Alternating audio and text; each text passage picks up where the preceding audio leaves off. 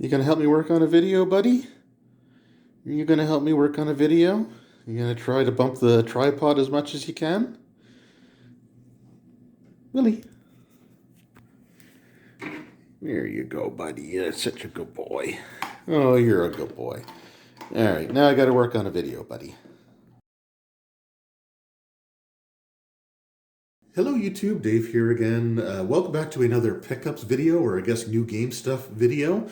Today I got a bunch of things to go through here, including some things that I honestly don't recall if I had actually shown off before in previous videos. I looked back at the last couple of like new game stuff videos, and I just didn't see the few things that I've got here that I just really want to make sure that I do. Oops, sorry buddy. I got my puppy here, as you saw probably in the intro, and he already bumped the camera once, so it's a work in progress. I did move into a different room where there would be fewer things for him to get into trouble with, because my game room still is a work in progress. There's still lots of stuff on the floor. But anyway, yeah, so I got a few things here that I just don't recall showing on camera before, so I want to take care of that here just to absolutely be 100% certain that I did that. So one of the first things here, hi buddy. One of the first things that I have here is the Starfinder flip mat for the data center. And again, I don't recall if I had shown this off or not. But again, I love the flip mats here. And something that I want to start doing with some of these is trying to come up with some adventures that they can, or at least scenarios or encounters using these flip mats. So like statting them out with creature cards and like the bestiary battle cards and stuff like that. My main plan is to do that for the Pathfinder maps, but I might try to do a couple with Starfinder there as well, especially where I have a bunch of like the Starfinder pawns. So we got the data center flip mat there, and you can kind of see the two different things on each side. So we've got that. We also have for the Pathfinder role-playing game these Rage of Elements spell cards, and these are still sealed, and they were upstairs. So I was fairly convinced that I haven't shown these on a video before, so we'll take a look at these in a separate video. I'll probably do a Rage of Elements like product showcase, just because I've got the hardcover, I've got the pocket edition, and I've got the spell cards here. But these are just, again, the spell cards for all the spells that were introduced in this book. So really cool stuff. Then we've got some Pathfinder adventures. So the first thing I want to show here is the Season of Ghosts adventure path. Like I said, I don't know if I actually had shown any of these on camera. So this is a 4-part adventure path. So this is the complete series of it here. I will be doing a video on these hopefully in the future. There's just been a lot of stuff going on pretty much ever since we bought the house. It's been difficult to find a lot of time to dedicate to sitting down and reading and working on some of these things. So I do apologize for that. But this is out now, and all 4 parts are here. So you got the Summer That Never Was, and then we've got the Let the Leaves Fall as the second installment, No Breath to Cry for the third installment, and To Bloom Below the Web for the fourth and final installment. And my understanding is that it sort of revolves around like this magical curse that befalls the hometown of the player characters at the beginning of this particular campaign, with the players having to discover what's causing it, dealing with that, and then finding out that there's an even greater threat at the end of that they also have to deal with. So this is an adventure path that takes characters from 1st up to 12th level. And yeah, I will be doing a more thorough look at this, again, hopefully at some point in the very near future. I'd like to do kind of, again, I guess like a mini showcase or just a video on the complete adventure paths that I have and sort of sharing my thoughts on them, even if it's like just an impressions type of video. But anyway, this, the most recent adventure path is all currently available if you're interested in that. Then we also have a standalone adventure. So we've got Rusthenge, and the standalone adventures all release alongside of a flip mat, which includes a couple of locations from the adventure that you'll be able to use if you're using like the miniatures for your game. I'm currently running Crown of the Kobold King, and I actually used the flip mat for the monastery when the players were there, just to make life a little bit easier for me on that one. But yeah, I love the standalone adventures. One of the key things with them is that the developers tend to think a little bit more outside of the box. They tend to have like a really strong, not necessarily conventional theme for their adventures, and they run with it. Like you had like the Slithering, where you had like human individuals being transformed into essentially like gelatinous ooze creatures, and sort of dealing with that. You had like some haunted house adventures, just some really, really cool stuff here. So the Rusthenge is for characters of levels, what do we got here? I think these are first level characters, first to third level characters for this adventure. And on the back, it does read, "The ruins of Rusthenge have stood silent and mysterious for aeons, dating back to the era of the Rune Lords in ancient Thassilon. Now that the New Thassilon has risen from the depths of the past, something below the strange metallic ruin has begun to stir, and that bodes ill for the nearby village of Iron Harbor. What deadly legacy lies hidden within the unknown ruins below Rusthenge, and can it be stopped before the new evil is unleashed upon the land?" So yeah, first through third level characters. Really cool stuff. I love the standalone adventures. Like, I'm a big fan of the adventure paths, but truthfully, I find that the standalone adventures are some of the more interesting, like, just things that I just immediately want to start running. So yeah, really cool stuff there. Just want to make sure that I had shown that off on camera as well.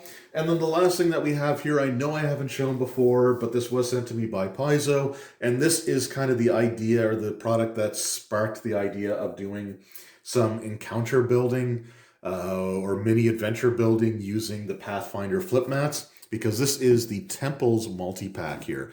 So there's 2 double-sided maps, and you can sort of get an idea of the temples that they have here. So it does say that there is a trove of temples featuring a tranquil sanctuary of healing, a rugged seaside temple devoted to a violent god, a temple of undeath nestled in a dilapidated graveyard, and a diabolical temple where the stage is set for the arrival of fiendish terrors.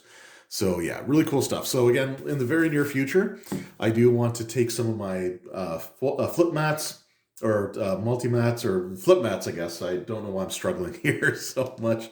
But take these flip mats, lay them out on the table, and use the bestiary battle cards, the NPC battle cards, and just some minis that I've had in my collection forever, and start putting together just some interesting encounters or scenarios, and just for fun, just like an exercise, but something that you can sort of show what you can do with some of these flip mats.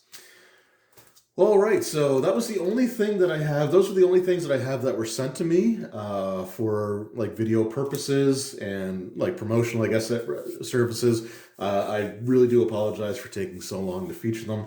But now we've got just my actual pickups over the course of the last little while here.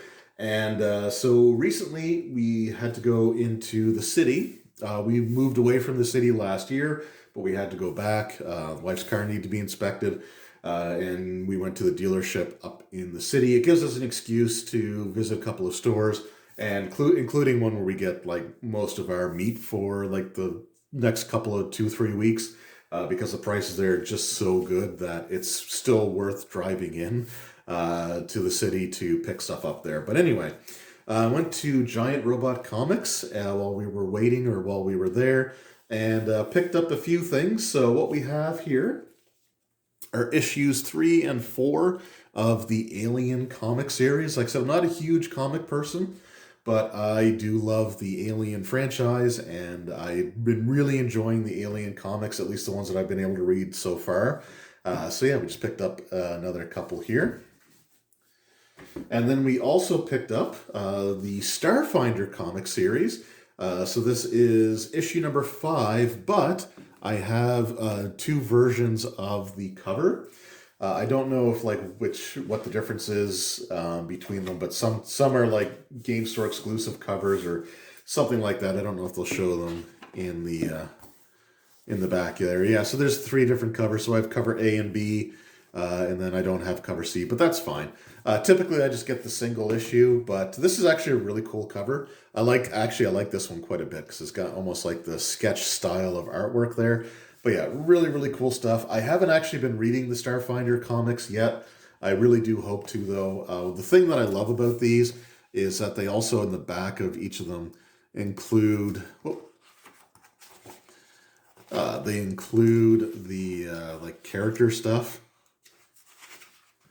So they'll have like an actual character that might be featured in the comic, or might be just sort of iconic characters from some of the other books there, and just some stuff to go along with that. That's really cool. And I also like that they have the Sunrise Maiden as like the iconic ship here, because that's actually something that you got in the very first Adventure Path.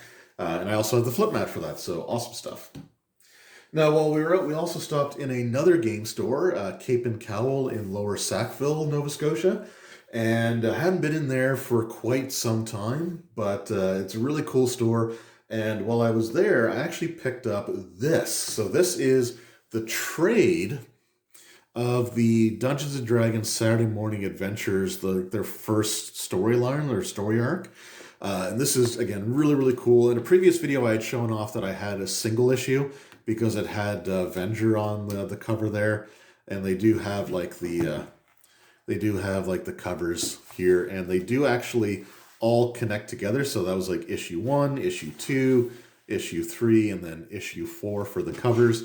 And I love the D&D cartoon show. You know, it's definitely is a product of its time, and you could tell that the people that made it didn't really know a lot about the actual role-playing game, but it hardly matters. You know, and as I was reading through this comic, I could actually like hear the characters' voices from the cartoon show in my head. Specifically, like especially like Hank, Dungeon Master, Eric, and Sheila.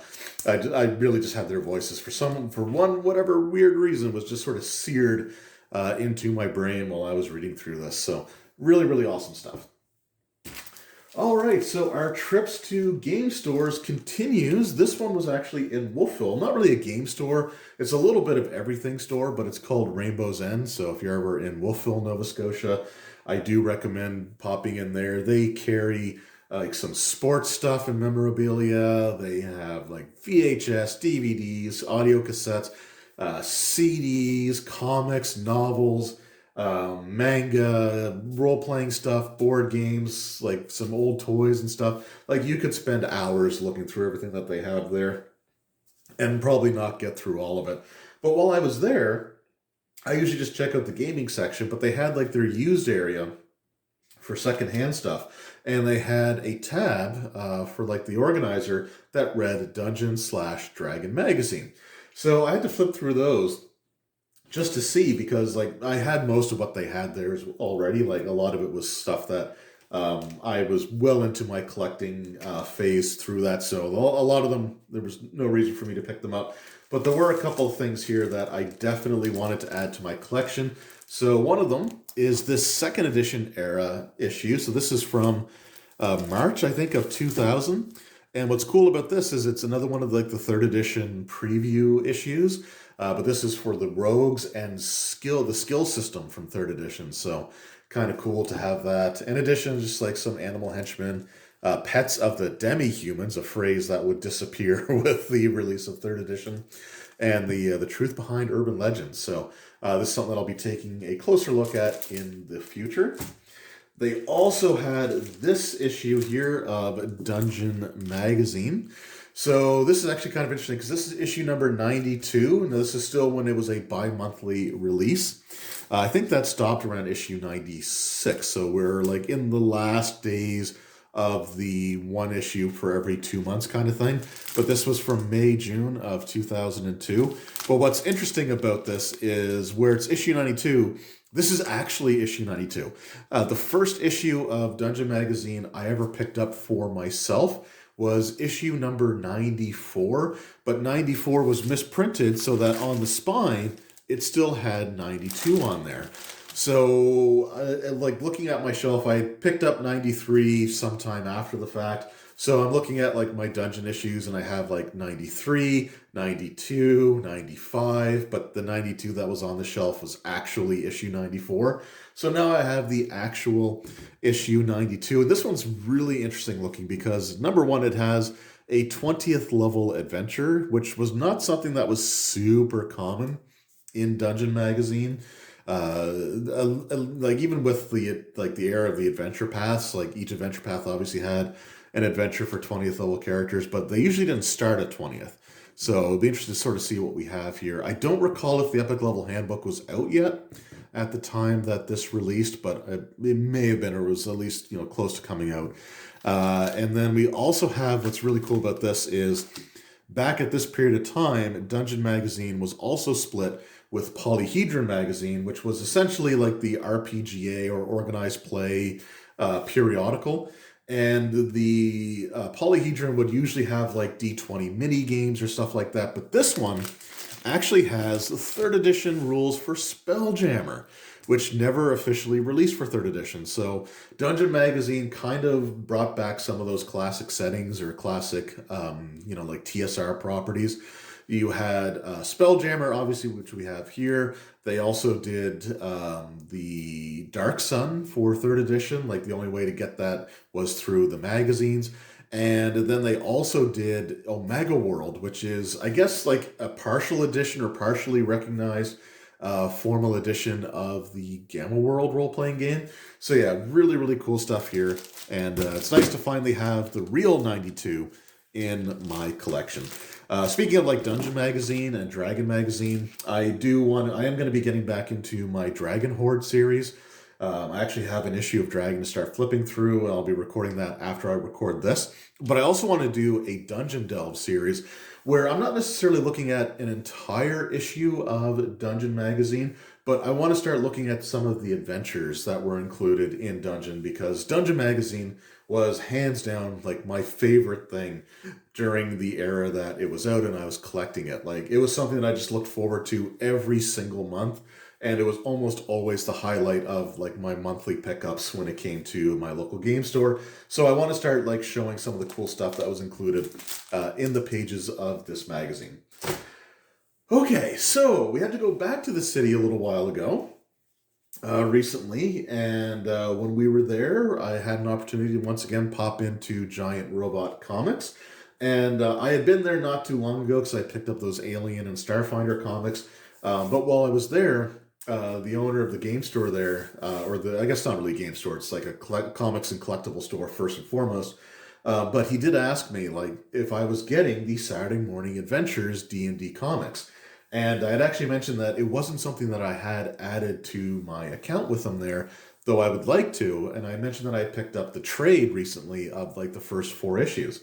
And he had actually told me that the first 2 issues of the next storyline had already come out. So I picked those up from him, and I'll be getting the regular issues now from him as they come out. I don't know if it's monthly or bi-monthly or however frequently they release. But yeah, so we got issue 1 of like their second story arc and issue 2 here. And unfortunately, like these ones don't seem to actually connect to each other the way that the covers did with the previous storyline, but that's fine. Still cool nonetheless to have. Again, I love the D&D animated series. As cheesy as it was, I absolutely love it. So anything that I can get to involved with that, I'm totally cool with. Also, while I was there, I picked this up. So this is the Pathfinder Remastered 2nd Edition GM Core Pocket Edition book. So I do have the Player's Core book also ordered from Chapters Books, which is like the big national Canadian bookstore chain. It's being sent to my local Kohl's store, which is like their mall sort of outlet type of thing. But it hasn't shipped yet at the time that I'm recording this video, and I ordered it like a couple of weeks ago now. So I didn't want to wait until I got all that stuff, so I'm just going to make the pickup video now, and when I get the player core, I'll probably just do a separate video for it.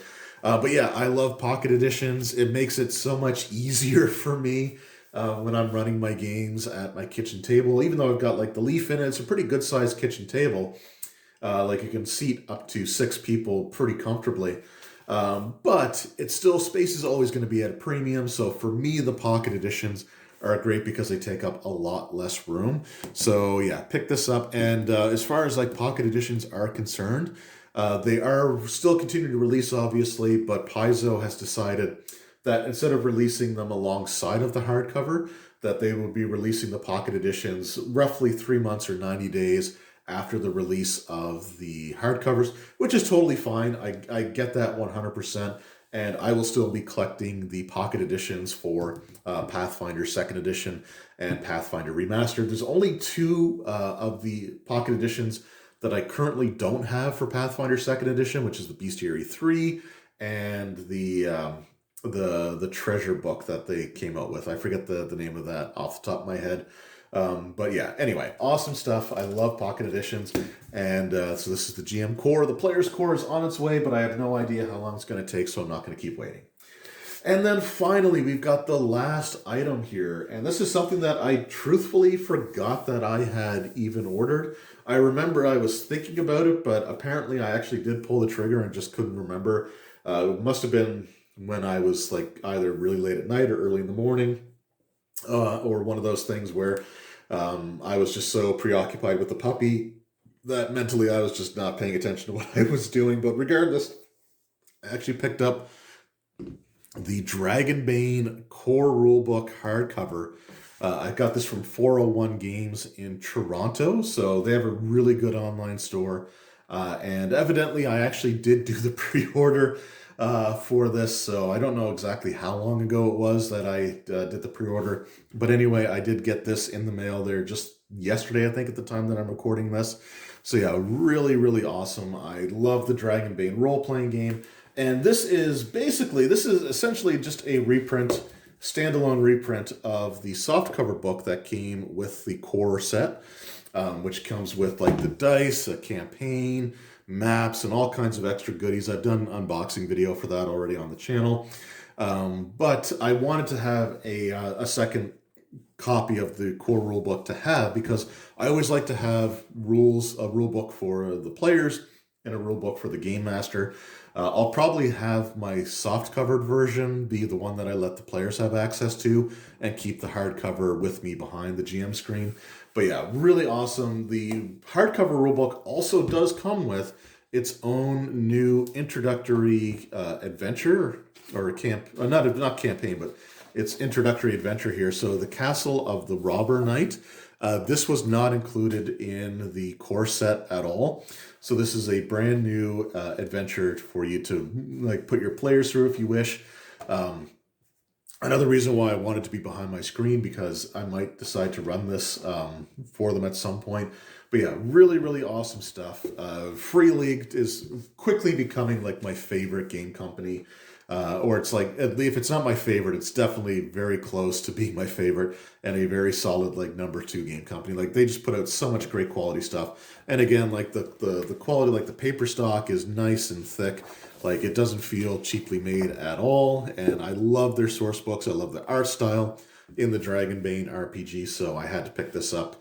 Evidently. So anyway, those are the recent additions to my gaming collection. Let me know in the comments below, what are some of the things that you guys have been adding to your collections lately? You always have some really cool pickups to share with me. So anyway, I really appreciate it. I appreciate you taking time out of your day to watch this video. It really does mean a lot to me. And I will see you all next time. Until then, take care.